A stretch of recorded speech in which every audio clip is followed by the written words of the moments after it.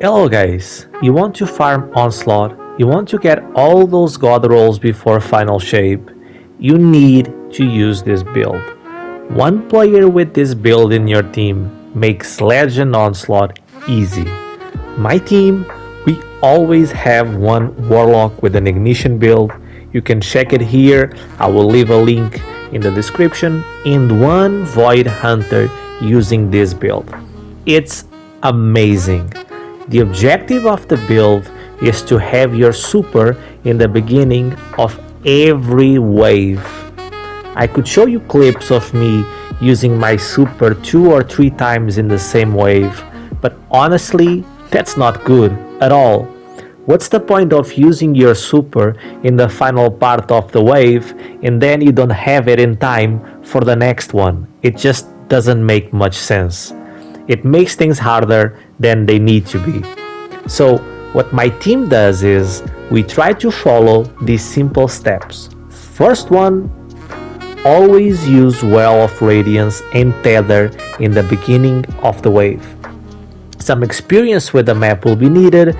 You need to position your tether in a way that can touch most enemies, but by doing this, that enemy wave will be weakened and it's a 30% debuff and suppressed. And they will share damage, so it will be really easy to kill them all. Second step is to get your super back ready for the beginning of the next wave. This is crucial for an easy completion, and that is why we are using Orpheus Rig as our exotic of choice.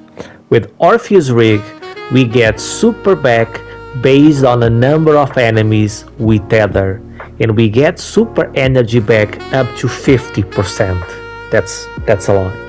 Then we will get the rest of the super by collecting all the orbs of power in the ground, especially those from Well of Radiance, and we top up the rest of the super by killing enemies. I use Buried Bloodline and Midnight Coup in my loadout. I love Midnight Coup. It's just the best hand cannon in the game. I have explosive and kinetic tremors. Love it. And the thing that both of these weapons have in common is they pack a punch. So when we do damage and when we do big damage to enemies, especially higher tier enemies, we get super energy back, more super energy back. So I'm gonna focus on doing the most amount of damage I can to those high target enemies, and I will get my super back really fast. Sometimes the first tether is still on the ground, I already have the second one, but I'm not going to use it in that wave, because if everything goes well, when your tether ends, most of them are already gone, like it's 2/3 of the wave gone, so just save it for the next wave. The beginning of the next wave is very important. You don't want the enemies to scatter on the map, so that's why tether needs to go first. But imagine one thing, something went terrible. You don't have your super, the Warlock doesn't have your super. Well, there's a third player, right? So that third player starts the wave with their super, because it's a team based activity. So that's it. And if you're looking for really cool builds for that third player, check my other build, guys. They work wonders in this type of activity because there's a lot of enemies, so builds that destroy everything are amazing. But back to this one. As I said, we use simple steps, and by using these simple steps, legendary mode is really easy. But we can do better than just having Orpheus Rig equipped. So let me show you how I built this one. We use Deadfall as our super. This is very important. This will make all the enemies tethered by your super die really fast. I use Gambler's Dodge, so when I dodge near an enemy, I get my melee charge back. I use this to do the mines. I go invisible using my smoke, then I dodge, more time invisible, and I get my smoke back in case I need it. Your smoke will also weaken enemies. My grenade of choice is the suppressor grenade. It's such a cool grenade. It suppresses targets. It stops overload champions. It's really nice. One thing you need to worry about is it can suppress yourself. Don't ask me how I found this. Aspects are Trapper's Ambush. You can go invisible this way, and you can weaken enemies as well, so very good aspect. And I go with Vanishing Step. You need to get out of a bad situation, just dodge and you are invisible. Fragments, we are using Echo of Reprisal. Final blows when surrounded by combatants grants super energy, so you want a fast super. Echo of Starvation, picking up a Void Breach or Orb of Power grants Devour. Devour is a lifesaver, one of the best survivability fragments we have in the game. Echo of Persistence, it will give you more time with Invisibility, Devour and Overshield. This helps a lot, especially with Devour. And Echo of Harvest, defeating weakened targets creates an Orb of Power in the Void Breach. So you're gonna generate tons of Orbs of Power. Why?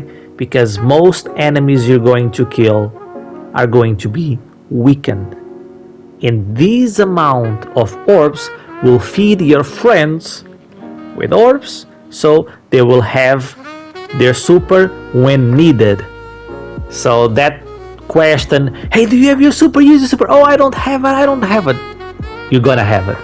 Because this build is weakening everyone, is generating hundreds of orbs.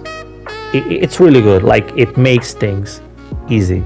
This build was made for Onslaught and is artifact proof. Don't worry about it. Let's worry about mods instead.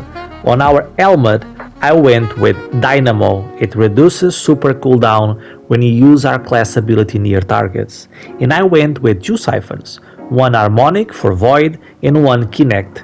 Honestly, because I'm using both weapons as primaries and I want to make as much orbs as I can. On my gauntlets, I'm running Bolstering Detonation. It gives me 12% class ability energy back when I do damage with a grenade. Font of Focus, so I get extra 30 points in Discipline when I'm charged with light. And Harmonic Loader, so my 2 Void weapons reload faster. On my chest, I always use the same thing. One resist mod for arc, one for void, one for solar, and then you can custom it based on the activity you are playing. On our boots, I use recuperation, so when I get an orb, I will get a little bit of health back. But because we have the fragment that give us Devour when we pick an Orb of Power, they both stack. So now we are going to get full health back when we pick an Orb of Power. That's really nice. The second one is Void Surge. So I do 10% more damage with Void weapons while I'm charged with light. In the last one, but not the least, Void Scavenger. I get extra reserves when I pick ammo for Void weapons. And since I'm using 2 Void weapons, this helps a lot with ammo economy, even though we have a lot of crates in this mode. On our class ability, I'm running Time Dilation, so I have a longer timer on my fonts and surges. Powerful Attraction, so we automatically collect nearby orbs when we dodge. And Bomber, I get 12% grenade energy back when we use our class ability, so when we dodge. And guys, this is the build. I see a lot of people running Orpheus Rig. That's right, but I think the way this is set up increases the chance of having your super each round, which makes things so much easier. Again, thank you a lot for the support, guys. You are amazing. We are almost at 1,000 subs. So if you're watching this video, if you're not subscribed, please consider leaving a subscription. And well, I see you in the next one. Bye guys.